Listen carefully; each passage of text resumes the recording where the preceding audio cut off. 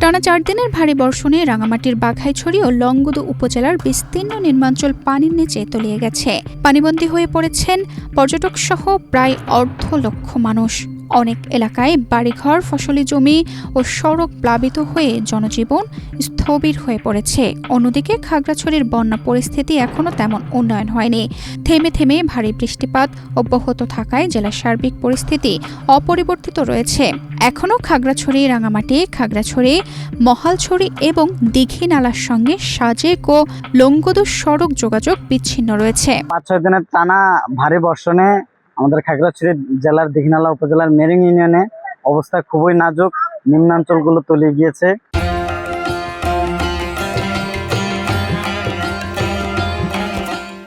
খাগড়াছড়ি থেকে যে লংগদুর একমাত্র সড়ক পথ, সেটিও পানির নিচে আছে। গতকাল দুপুর থেকেই যান চলাচল এদিকে বন্ধ আছে।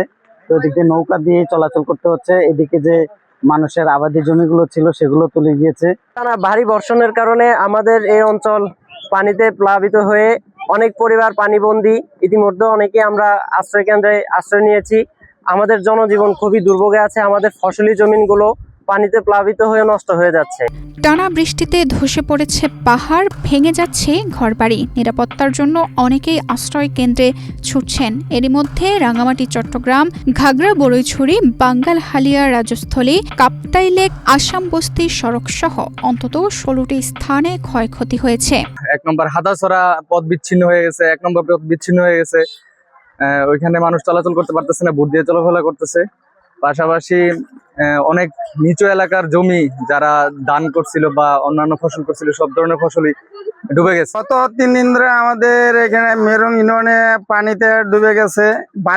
কিছু বাড়িঘর ডুবে গেছে।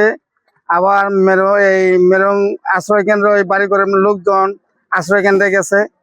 এই কৃষিতে চাষি জমিন সম্পূর্ণ চাষি জমিন গুলা ডুবানো আছে। জ্বালা ধান ডুবে গেছে।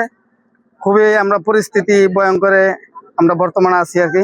জেলা প্রশাসন জানিয়েছে, পাহাড় ধস ও বন্যায় ক্ষতিগ্রস্ত মানুষের জন্য জেলায় 10টি উপজেলায় 104টি আশ্রয় কেন্দ্র প্রস্তুত রাখা হয়েছে। এরই মধ্যে 16টি আশ্রয় কেন্দ্রে প্রায় 800 পরিবার আশ্রয় নিয়েছে। খাগড়াছড়ি শহর থেকে দীঘিনালা হয়ে বাঘাইছড়ির যে রোডটা সাজেকে যেতে হয়, যে রোডে, সেই রোডের একটা অংশ ধসে গিয়েছে এবং কাঁচালং নদীর পানি বৃদ্ধি পেয়ে কাঁচালং বাজারটি বিপদসীমার উপরে ডুবে গেছে। আসলে কোনোভাবেই সেখানে কোনো রকম যান চলাচল সম্ভব হচ্ছে না। ইতিমধ্যে সেনাবাহিনীদের সাথে আমরা কমিউনিকেট করেছি এবং তারাও বলেছে যে না, পরিস্থিতি বা এই রকম বৃষ্টিপাত চলমান থাকলে কোনোভাবেই এখানে মুভমেন্ট, গাড়ি ডুবে যাবে। আসলে গাড়ি মুভমেন্ট করার সুযোগ নেই। সেখানে নৌকা দিয়ে, যদি কালকে একটু পরিস্থিতি স্বাভাবিক হয় আগামীকাল, সেক্ষেত্রে নৌকা দিয়ে পর্যটকদের ক্রমে দীঘিনালার দিকে পার করে নিয়ে এসে বের করে নিয়ে আসার সুযোগ তৈরি হতে পারে। আর ইতিমধ্যে আরেকটি বিষয় ঘটেছে যে দীঘিনালায় যে মূল রোডটি আছে সেটার প্রায় অর্ধেক ধসে গিয়েছে। ফলে ভারী যানবাহন চলাচল করতে পারছে না। ছোটোখাটো কিছু যানবাহন, মোটরসাইকেল, সাইকেল বা সিএনজি ধরনের কিছু যানবাহন খুব রিস্ক নিয়ে চলাচল করছে। আর সাজেকে প্রায় 400-র অধিক, প্রায় 500-র মতো পর্যটক বন্দি অবস্থায় আছে। তো তাদের খাওয়া দাওয়া, টেক কেয়ার সবগুলোই আমরা তাদের পর্যটন অ্যাসোসিয়েশনের সাথে কথা বলেছি, তারা এখন পর্যন্ত করছে এবং আমরা আশা করছি যে পরিস্থিতি দ্রুত স্বাভাবিক হবে এবং আমরা দ্রুত তাদেরকে ঢাকামুখী করতে পারবো। দুর্যোগ মোকাবেলায় সরকারের পক্ষ থেকে রাঙামাটির জন্য 500 মেট্রিক টন খাদ্যশস্য বরাদ্দ দেওয়া হয়েছে বলে জানিয়েছে পার্বত্য চট্টগ্রাম বিষয়ক মন্ত্রণালয়ের প্রতিমন্ত্রী। 1300 মেট্রিক টন, রাঙামাটির জন্য 500 মেট্রিক টন, খাগড়াছড়ি এবং বান্দরবানের জন্য 400 মেট্রিক টন করে ইনিশিয়ালি বরাদ্দ দেওয়া হয়েছে। প্রয়োজন আরো দেওয়া হবে এবং জেলা প্রশাসনকেও অতি শীঘ্রই মাননীয় প্রধানমন্ত্রীর পক্ষ থেকে আরো কিছু আর্থিক অনুদান দেওয়া হবে, যাতে, কারণ এখন চাল পর্যাপ্ত আছে। আমার মনে হয় কিছু আর্থিক সাহায্য করতে পারলে সুবিধা হবে, এগুলো দিচ্ছে।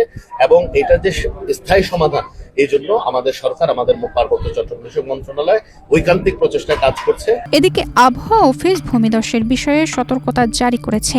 গত 24 ঘন্টায় রাঙামাটিতে 287 মিলিমিটার বৃষ্টিপাত রেকর্ড করা হয়েছে। বৃষ্টি অব্যাহত থাকলে পাহাড় ধস ও বন্যা পরিস্থিতি আরও ভয়াবহ হতে পারে বলে আশঙ্কা করছেন সংশ্লিষ্টরা। চেঙ্গি ও মাইনী নদীর পানি বৃদ্ধি পাওয়ায় খাগড়াছড়ি সদর ও দীঘিনালা উপজেলার নিম্নাঞ্চলের অনেক গ্রাম এখনও পানির নিচে। পানিবন্দী মানুষ আশ্রয়কেন্দ্রে অবস্থান করছেন। জেলা প্রশাসনের পক্ষ থেকে তাদের জন্য খাবার ও প্রয়োজনীয় সহায়তা দেওয়া হচ্ছে। এদিকে টানা বৃষ্টিতে শালবন, সবুজবাগ, কুমিল্লা ঢিলা সহ জেলার বিভিন্ন এলাকায় ছোট বড় পাহাড় ধসের ঘটনা ঘটেছে। তবে এখন পর্যন্ত কোনো হতাহতের খবর পাওয়া যায়নি। সম্ভাব্য দুর্যোগ মোকাবেলায় জেলায় ১৩৫টি আশ্রয়কেন্দ্র প্রস্তুত রাখা হয়েছে এবং প্রশাসন পরিস্থিতির সার্বক্ষণিক পর্যবেক্ষণ করছে। ওই কোনা ফইরা ঘর রাস্তা দিয়ে চলিয়েছে তো উপরে একাতের মতন। কখন? কালকে রাতে ওই ওই ওই কোনাটা ফরি ওই ঘর এই সাইডে চলিয়েছে রাস্তার সাইডে। তখন আপনি কইছিলেন? তখন আমরা মানে শোয়া ছিলাম, তখন লাফ দিয়ে উঠতে বসি ছেলের বাপের ডাক দিছি, বাচ্চারে ডাক দিছি, ডাকি এটারে ওই একটা ফাট খুলি তো ওই পাশে বসিয়েছিলাম। এখন এত রাইতে ঘন বৃষ্টি, কোথায় যাবো? এটা কি দোকান নাকি বাসা? এটা দোকান ছিল, এখন আমরা থাকি, মানে থাকার জায়গা নাই তো। বড় ছেলে বিয়ে করাইছি, ওরা উপরে থাকে, আর আমাদের থাকার জায়গা নাই। তখন দোকান বন্ধ করে দিছি, এখন আমরা এখানে থাকি।